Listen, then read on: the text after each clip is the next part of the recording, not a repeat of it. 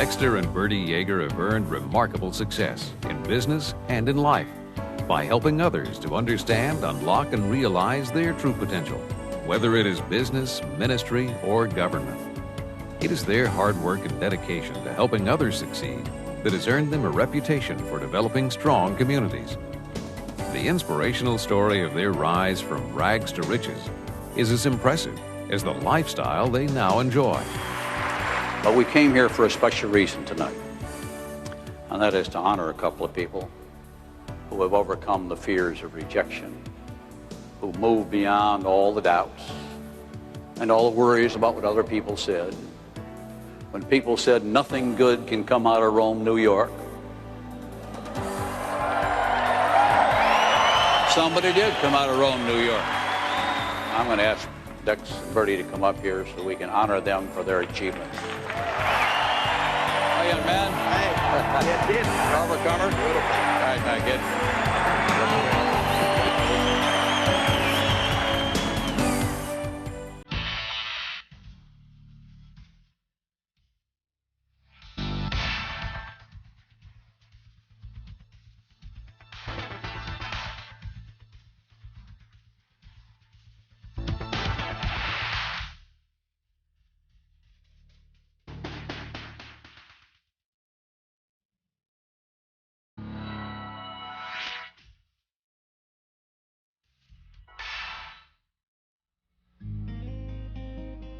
Bertie,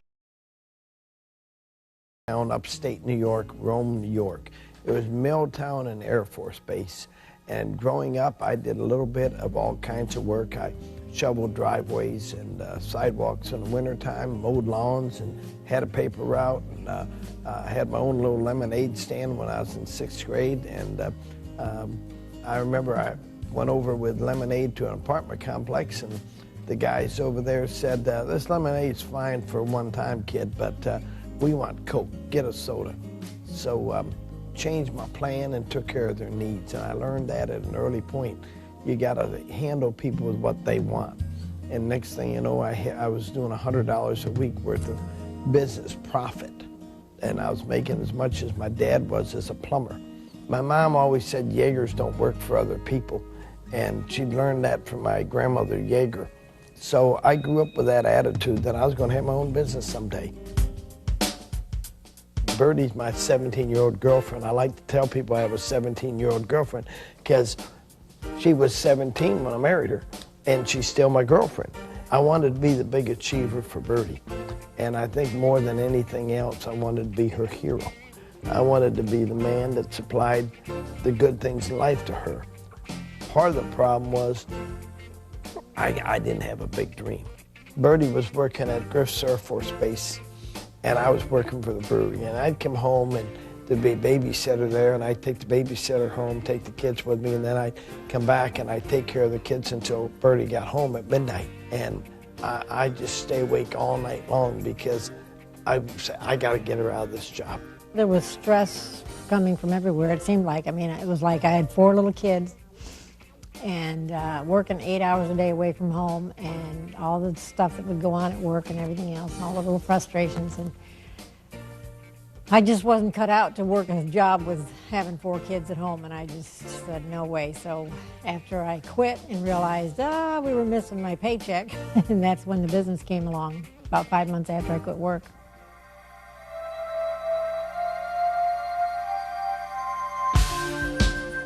We saw that opportunity and we said, we can do this, because I was out every night. And we paid 16 bonus checks the second month in business. The twins were in kindergarten when we got in the business, and it afforded us to hit the ground running. And that's exactly what we did. And we became very committed and dedicated and loyal to this business from the very beginning. Bertie and I made a commitment that we weren't going to look at how much money we made for a year. We were going to do everything we can every night possible for the first 12 months, and then we would judge it. But so many people want to see what happens first few weeks, first few months. I just said, I'm going to give it my try. I'm going to give it all I got. 60 days after we started, we were doing $7,500 worth of business. And 10 weeks after we got started, we went full time. Nobody was giving us guidance. And the next 3 years, we just sort of leveled out. The Bible says a man without vision will perish. And we had to realize, first we had to learn to develop our own dream, to spend time to get our own dream together. I was starting to travel on the road a lot, and I realized that the Cadillac was the American symbol of success, and I needed one. But first, I had to build my business. Every time I had a bad meeting, after the meeting, I'd go down to the Cadillac garage, and I'd walk through all those Cadillacs every night with a flashlight. And then I'd go past a home that Bertie dreamed of having. She said she thought that house was gorgeous. And so she'd say that was the nicest home and she wanted a home like that. So I'd go sit in front of that house night after night after night. And I'd sit there maybe 20 minutes and then I'd go home and I'd get my dream back. And the dream, being that what fuels us, is what creates our passion, what keeps it going. And people who do that usually see most of their dreams coming true. We knew success was a habit and that you got there one step at a time. You're going to have your dropouts, you're going to have your quitters. You know, there's always somebody that could have done everything, but they never did, and they always have a good excuse. When Bertie and I got started, we had to struggle, and we spent 3 years in that struggle of trying to find ourselves and find what we should be doing. And finally, I found some books that changed my life. Those books helped me so much because I started with The Magic of Thinking Big, and it literally just impacted me because I found myself on every page that wasn't good. We put our system together and we taught many people the system, but we needed somebody to supply us with books and tapes and parts of that system. And we knew we were too busy to do it ourselves, and we tried other sources, and it seemed no matter where we tried, nobody quite understood. So we taught our kids. They took over and they started a business called Internet, and they've been a bridge through the troubled water that people have in the business to help them get the resources that they need to go hand in hand with our business. So we've been proud to see that affiliation that we have. What a blessing for people in this business to have what we never had.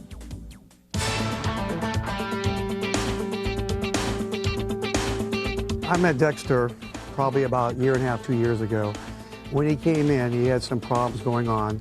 As you all know, he's had 2 or 3 strokes in his life, a major one. So he had no use of his right hand.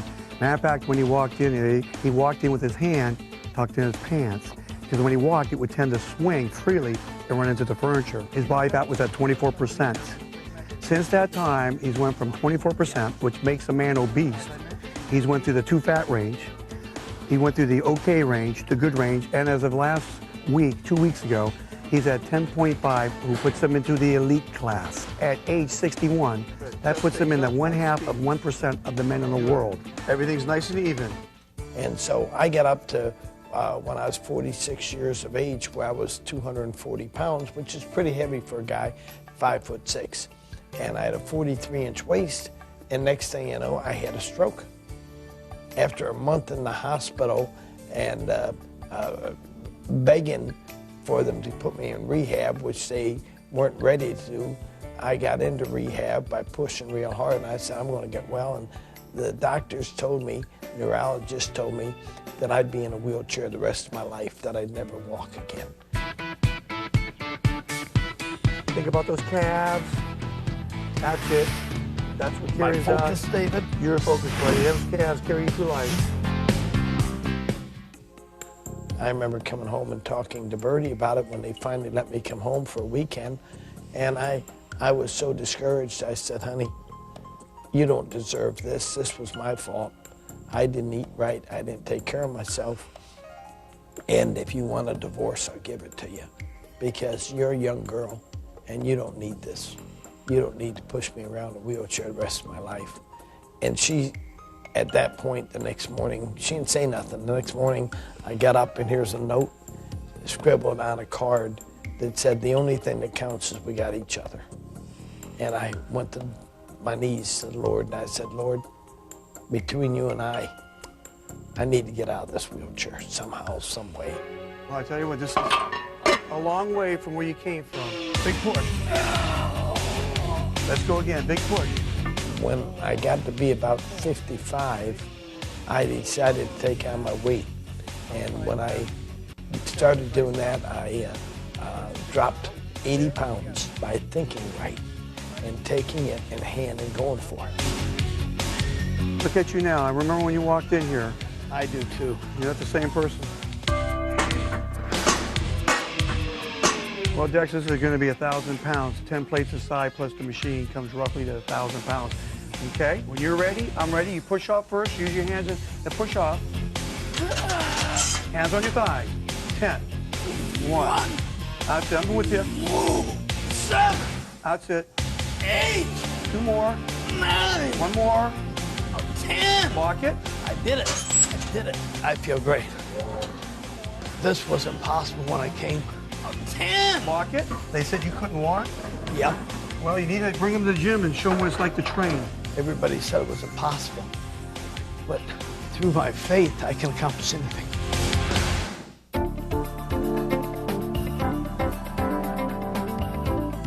I just love people. I always have. But I think along the line of my life, my compassion has always been to help people that wanted to help themselves. So we're in the business of helping people develop a good self-image and good self-confidence. And I don't think there's much better that you can do in America than this. So these principles of success can be applied to anything people do, whether it's being an IBO or whatever people do. These principles are timeless. They go for anything. I had a dentist call me recently, and he said, Dexter, I got to stay on your mailing list. I got to stay on everything. He said, I've dropped out of the business, but it's changed my life so much. He says, and I'm building my dental industry very big, bigger than I could ever have dreamt. But I need your influence, you know, and people need the influence of driven people. The secret of living is giving. It's dreaming. It's loving other people. And love is the glue that holds it all together.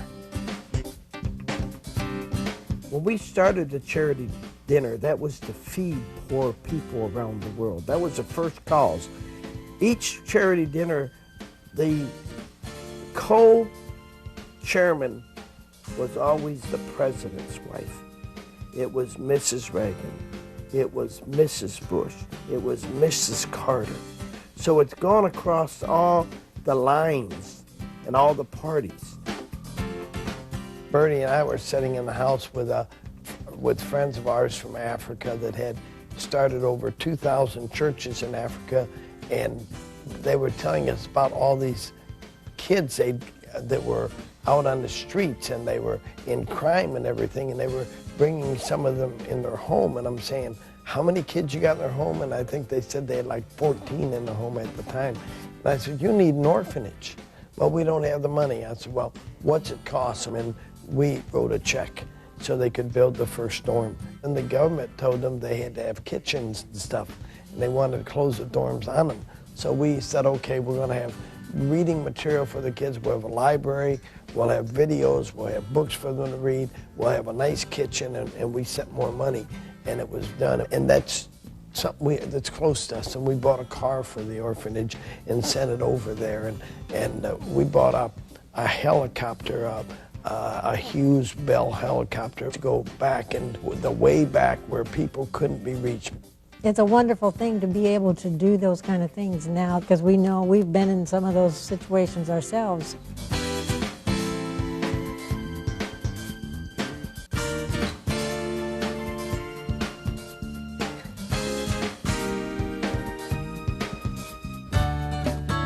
We gave Dex's parents a brand new Cadillac for Christmas. They were like, no way, this can't be for us. That was something that Dex had always wanted to do, was give his dad a new Cadillac, and that was just right. Bertie and I have always cared about people, and we got to teach people they can be anything they want to be. and that successful people do believe in them, and tell people success depends upon you and what you do. It's in your hands. Dynamite.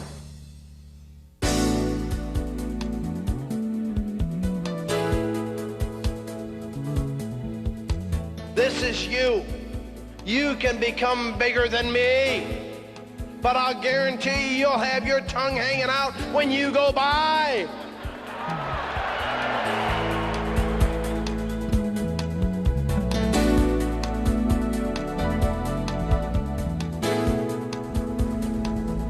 When we were in Rome, I could never believe this. This is gorgeous. You see all these beautiful homes here, and back in Rome when we didn't know people like this, we never thought that we'd even know people that own places like this. We have a choice of where we want to live and how often we want to. 2 weeks ago, we were up to our mountain house in Tennessee, and one of our mountain houses, we have 3 getaways in the mountains of Tennessee, and I'm looking at building a 4th one, maybe a 5th one up there.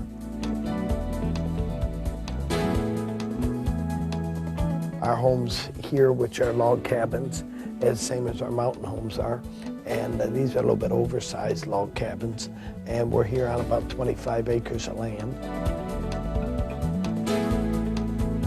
We've spent most of the year down in Florida. We have a 12,600 square foot home with 2 guest homes on a property sitting on 14 acres of land on the water with a storage building for my automobiles, and we keep about 15 vehicles down there.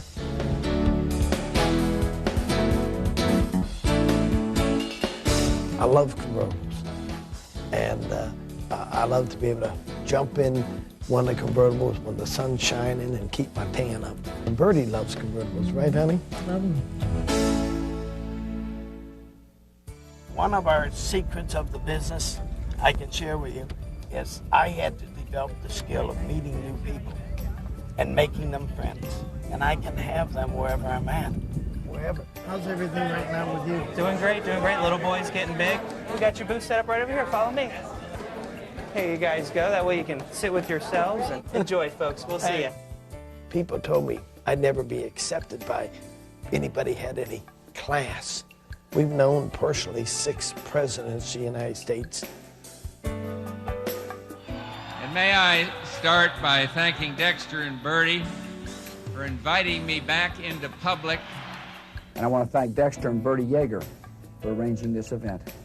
All kinds of entertainers.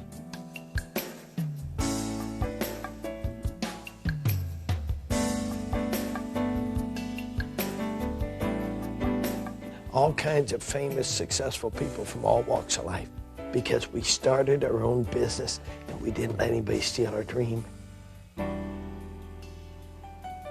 Everything I've always dreamed of, this business has made possible for me. Everything. We've gone to some real exotic places in the world, and every year we go to Peter Island, which is absolutely, you can't really get more gorgeous than that. We've been able to travel around the world and help other people in other countries build this business and change their lives, and that is one of the most rewarding things I think I've had. The success story really is Bertie's and my marriage and our closeness. When so many people got married in our age and since didn't make it, everybody told us our kids would turn out to be terrible building this kind of a business, and our kids are successful and close. And to look at our grandkids, the 3rd generation, because there's an old saying, from rags to riches to rags in 3 generations. And we have the opportunity to look at the training of that 3rd generation and be proud of it. To be proud of it. I'm staying around, you know. So we haven't started the job yet. People have asked us since we were 30 when we're going to retire. And we just say, we're not going to retire, we're going to refire. We love living life in the fast lane. We love living in the young lane. We love growing up with our kids. It's not about just making money. If that was it, we would have retired a long time ago. But it's about increasing your dreams. I was reading just the other day Conrad Hilton's story of how he built the hotels, and it was another hotel and another hotel. And when he finally got the biggest hotel in New York City, some of his people said, well, you're going to retire now, right? Retire? No, that was my biggest dream. I've got to set new dreams and new goals. See, so many people think you've arrived when we know that every goal we set is another step. Once we get that, we got to have another step and another step. Otherwise, we'll never know what our potential is. Once in a lifetime, a hero spreads his wings to touch the sky and dares to live the dream. One of the most important things in everybody's life is to have a dream. To have a dream. You got to have a dream. Stretching far beyond what human eyes can see. There will always be critics and criticism in that dream, no matter where you're at in it. But to get the dream, you got to keep going. You got to keep going. You got to keep going.